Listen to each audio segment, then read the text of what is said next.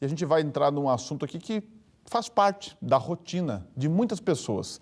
Nós vivemos aí na era da informação, né, com a internet, e muita informação com velocidade, rapidez, redes sociais.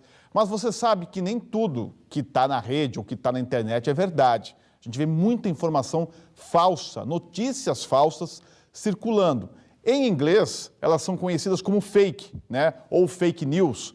Bem, sabe o que é pior? Tem muitas pessoas que recebem essa notícia falsa, né, interpretam, acreditam que é realidade e o que é pior, acabam compartilhando, né, esse conteúdo que a gente nem sabe de onde veio e acaba virando aí uma bola de neve e ninguém sabe se a notícia é falsa ou verdadeira, acaba provocando um efeito contrário, que é a desinformação e às vezes preconceito, enfim. Por isso, hoje, a gente vai falar sobre esse assunto aqui no Bom Dia MS. Você já se deparou com notícia falsa na rede social, por exemplo? Quem é que não, né? Vamos conversar agora aqui com o advogado especialista em crimes virtuais, o Rafael Chaya, e você pode participar desse bate-papo com a gente pelo nosso WhatsApp, 998044400. Primeiramente, muito bom dia, Rafael. Bom dia. Vou perguntar, como que a lei hoje, né, se é que ela consegue monitorar ou então punir quem produz ou quem compartilha uma fake, né, uma notícia que não é verdadeira e que acaba prejudicando uma pessoa ou uma empresa? Bem, não existe lei específica sobre o assunto. Existe um projeto de lei, projeto de lei 6.812 de 2017, de março de 2017, que pretende criminalizar a questão das fake news, prevê uma pena de 2 meses a 8 meses, além de uma multa de R$ 1.500 a R$ 4.000. Mas é só um projeto de lei ainda. Hoje o que a gente tem à disposição são os dispositivos do Código Penal mesmo de 1940. Calúnia, injúria, difamação para aquele que eventualmente se sentir prejudicado. Ou seja, você só tem uma conduta delituosa de fato hoje se alguém se sentir prejudicado, se alguém se sentir afetado pela notícia falsa. A notícia falsa per si ainda não é conduta típica, né? Não é crime.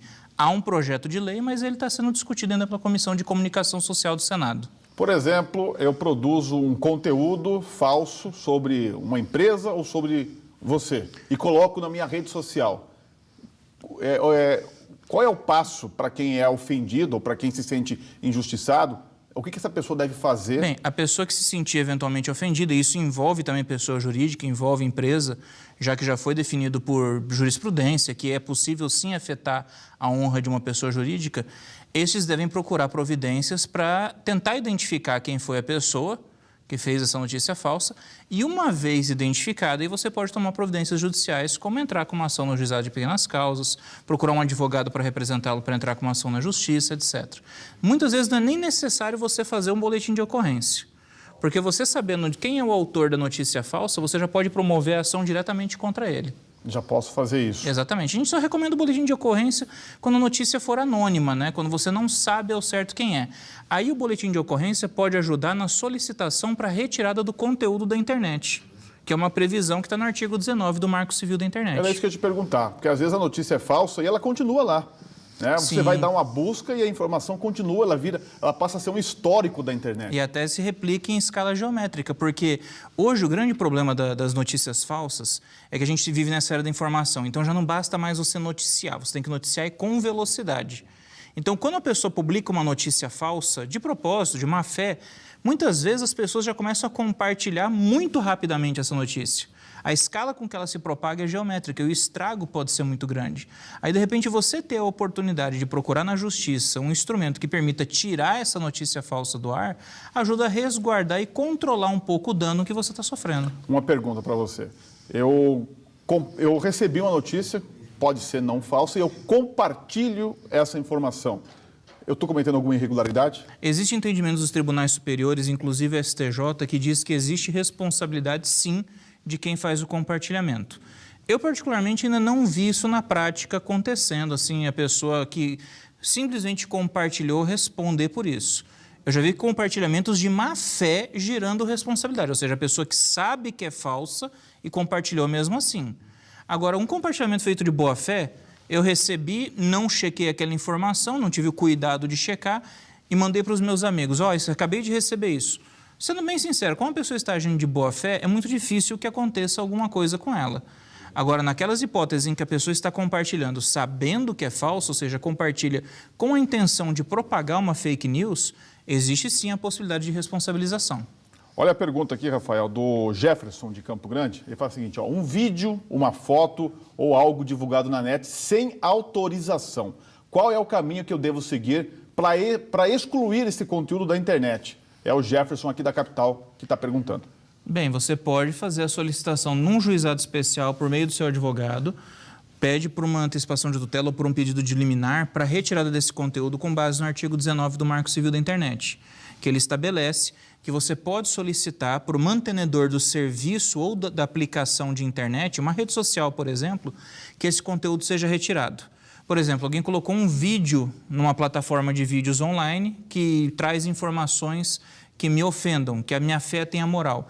Eu posso pedir liminarmente, ou seja, eu posso pedir com uma antecipação da tutela, que o juiz determine a retirada daquele conteúdo. Ou seja, o juiz, antes mesmo de julgar o mérito da causa, ele pode pedir em caráter liminar, ele pode determinar em caráter liminar que aquilo seja retirado do ar, para que aquilo não fique esperando a ação até o final e aquilo fique se multiplicando, se propagando e causando cada vez mais danos à minha pessoa.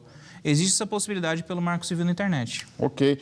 Rafael, é o seguinte, estão chegando aqui várias perguntas, né? E também não podemos deixar de citar que estamos num ano eleitoral. Sim. E a gente sabe que os conteúdos com propaganda eleitoral, talvez disfarçada, ou para prejudicar candidato A, prejudicar candidato B, já começaram. Isso é fato. Aliás, nunca parou, mas em ano eleitoral isso aumenta e a gente vai debater esse assunto no próximo bloco. Combinado? Sem problema. Então, o assunto, um dos assuntos de hoje aqui do nosso jornal é a divulgação de notícias falsas, que acaba aumentando naturalmente e infelizmente num ano eleitoral, como que a gente está, né? 2018 tem eleição. São pessoas que, para ajudar um candidato ou prejudicar o adversário, acabam criando e espalhando pelas redes sociais mentiras disfarçadas de notícia.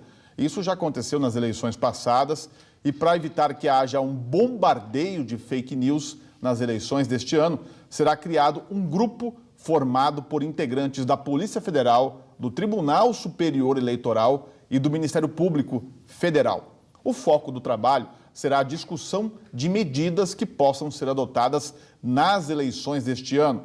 E sobre essas mentiras que circulam na internet, né, as fake, que a gente continua a nossa conversa aqui com o advogado especialista em crimes virtuais, o Rafael Chaia. Lembrando que você pode participar pelo nosso WhatsApp, 99804-4400.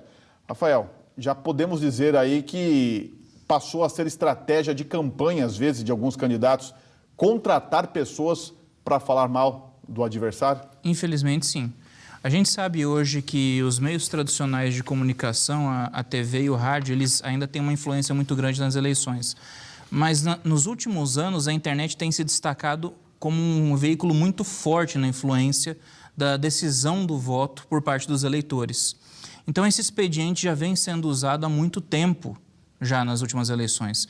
Desde 2014, nas eleições de 2014 já se discutia o uso de contas falsas em redes sociais, boatos divulgados na internet, tanto que em 2015 foi reeditada a portaria do TSE que regulamenta as eleições, a 23.457, que traz, inclusive, disposições específicas para contas falsas na internet e boatos eletrônicos. O que seria uma conta falsa e como que funciona, para a gente entender melhor? Conta falsa é quando a pessoa vai e pega dados de terceiros ou fotos de terceiros com nomes fictícios, cria uma conta numa rede social e usa essa conta, que não corresponde aos seus dados verdadeiros, para divulgação de informações falsas. E o grande problema é que muitas vezes o usuário dessa conta ele não tem só uma ou duas contas falsas, ele pode manter ao mesmo tempo até 10, 15 contas falsas.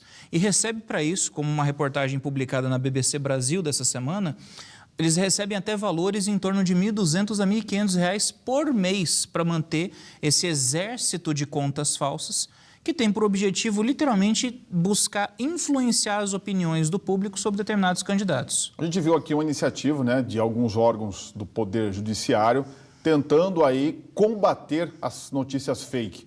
Né? E você disse, também acabou de dizer que já tem aí, está previsto na legislação eleitoral o combate a isso. Sim. É fácil combater isso?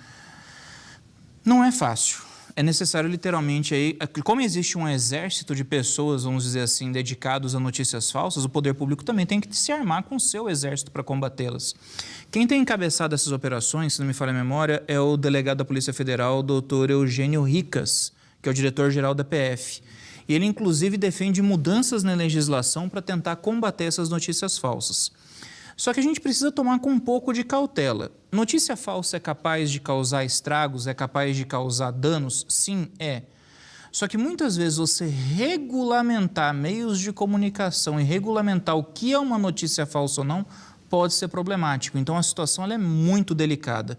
O filtro principal ainda precisa ser o usuário, a pessoa que recebe a notícia. Ele tem que ter o bom senso de pesquisar, correr atrás, ler, verificar as fontes. Porque não adianta eu chegar para você, Gimenez, e falar assim, a partir de hoje a gente vai começar a filtrar todas as notícias para evitar as fake news. Você vai estar controlando a imprensa. E a gente sabe que a imprensa livre é a base da democracia no país. O conteúdo não é o adequado. Exato. O ideal é que o próprio cidadão tenha o seu filtro. Recebeu uma notícia que você acha que é um pouco estranha? Tira 5 minutinhos, abre o computador, vai lá no buscador, vê se aquilo é verdade, veja a fonte, veja se a fonte é confiável. A pessoa pode fazer esse exercício em casa. Sou de fonte confiável. Uma pergunta do Lili Correia, ele pergunta o seguinte, como apurar se uma notícia é falsa? Porque às vezes a pessoa ela não tem essa obrigação de saber, de fazer uma checagem, como um jornalista faz, por exemplo. Ela está apenas recebendo essa informação. Qual é a dica que você dá para apurar? Será que isso é verdade? Será que isso é real? E a pergunta dele é muito boa, porque tudo cai de novo nesse conceito. O que é uma notícia falsa? No primeiro momento a gente pega e responde, a notícia falsa é aquela que não é verdadeira, é uma mentira. Só que a gente sabe que existe, por exemplo, o jornalismo investigativo, que muitas vezes divulga uma informação antes da sua confirmação. E não é necessariamente uma notícia falsa, ainda que as pessoas encarem aquilo com uma certa reserva. Uma boa dica é ele, de repente, verificar se outros canais de comunicação, se outros jornais, se outros órgãos de imprensa também divulgaram aquela informação. Ah, a informação foi divulgada. Onde? Ah, num portal governamental. Vai lá no portal e verifica se aquela informação realmente consta lá. Ah, eu vi uma entrevista com o fulano de tal falando isso. Vai lá, pesquisa, vê se o fulano realmente falou aquilo. Veja onde é que foi publicada essa suposta entrevista onde ele falou. Dá um pouquinho de trabalho, mas hoje na era da informação, com toda a tecnologia que a gente tem, com todo o acesso que a gente tem na internet, no nosso bolso, no smartphone, dá para você em 5 minutos verificar se uma informação é falsa ou não. Se está com dúvida, converse com seus amigos sobre isso também. Quanto mais trocas de informação houver, melhor fica a checagem dos fatos. É porque às vezes é uma informação comum, mas é uma informação que interessa para a pessoa, então ela tem que apurar essa informação que interessa para ela. Eu conversei com o Rafael Chaya, advogado, especialista em direito eletrônico, um assunto que deve render muito esse ano, né, por conta das eleições, as notícias fake. Rafael, muito obrigado pelas informações. Um bom dia. Bom dia.